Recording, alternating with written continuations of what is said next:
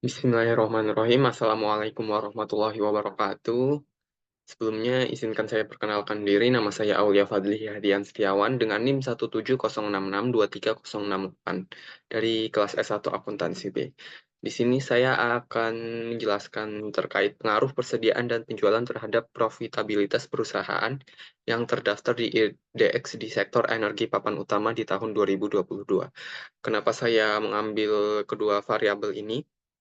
Karena jumlah suatu persediaan ini untuk mengetahui apakah suatu persediaan yang ada di perusahaan ini apakah akan mempengaruhi laba bersih yang didapatnya atau tidak, dan jumlah penjualannya akan mempengaruhi laba bersih juga atau tidak. Oke, ini terdapat referensi jurnalnya. Referensi jurnalnya ya di sini.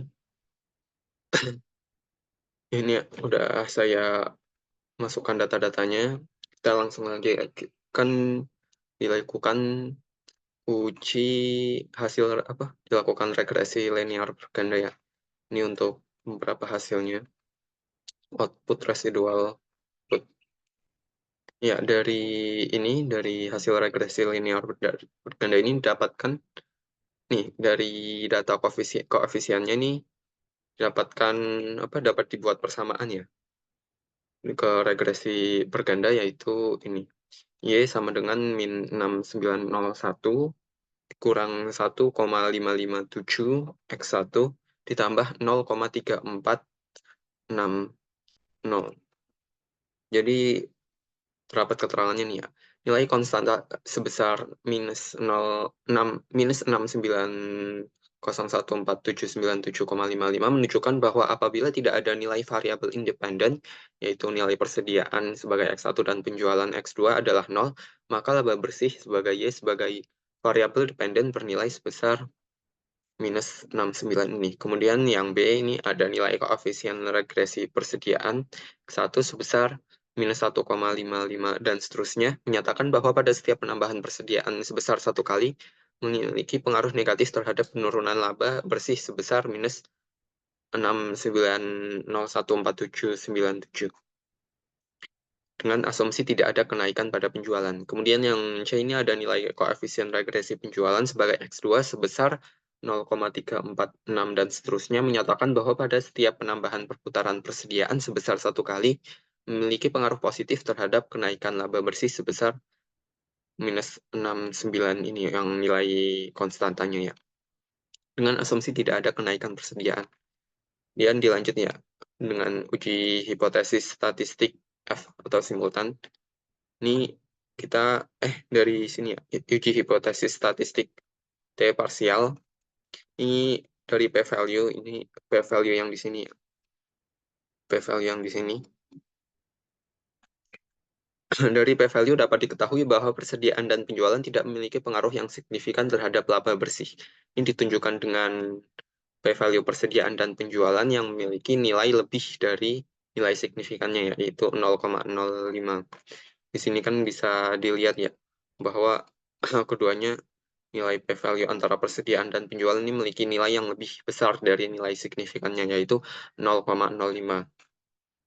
Kemudian lanjut ke uji hipotesis statistik F simultan. Kita mengambil dari tabel ANOVA ya.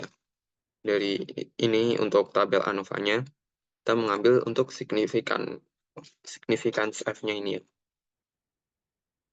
Nah, dari tabel ANOVA ini diketahui bahwa nilai signifikansinya ini sebesar 3,086 yang berarti nilainya ini lebih dari nilai signifikansinya yaitu 0,05, sehingga dapat disimpulkan bahwa tidak ada pengaruh yang signifikan antara variabel persediaan dan penjualan terhadap laba bersih. Dan yang selanjutnya ini ada hasil koefisien determinasi R2. Ini mengambil dari nilai adjusted R ya, yang di sini. Dari nilai adjusted R dapat diketahui bahwa nilai koefisiensi determinasi sebesar 0,78 sekian-sekian, yang berarti 78,79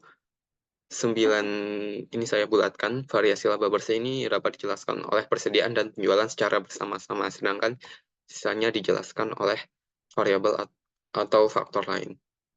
Ya, kita lanjut ke uji asumsi klasiknya ya. Yang pertama ini aja, ada uji normalitas. Ya, ini bisa dilihat untuk grafik plot probabilitas normalnya.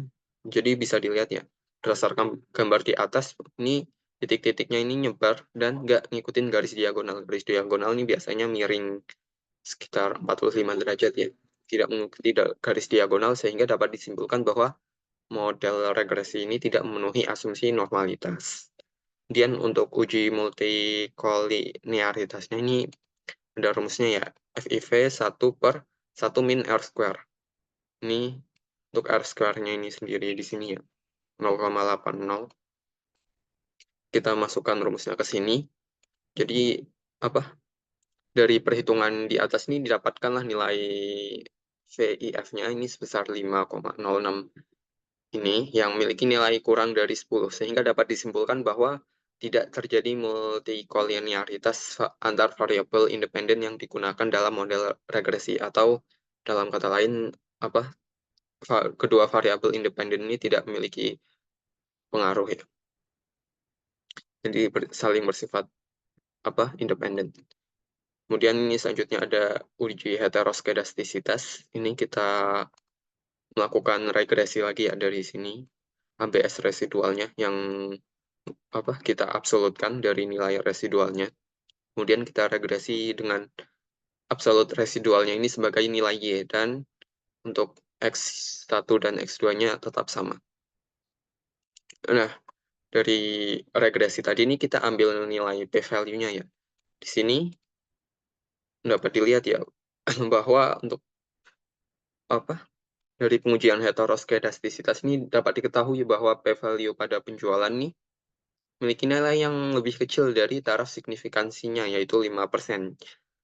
Sehingga dapat disimpulkan bahwa terjadi heteroskedastisitas pada model regresi. Jadi untuk model ini kurang bisa digunakan ya untuk model regresinya. Mungkin cukup sekian penjelasan singkat dari saya. Mohon maaf apabila ada salah kata. Sekian dari saya. Wassalamualaikum warahmatullahi wabarakatuh.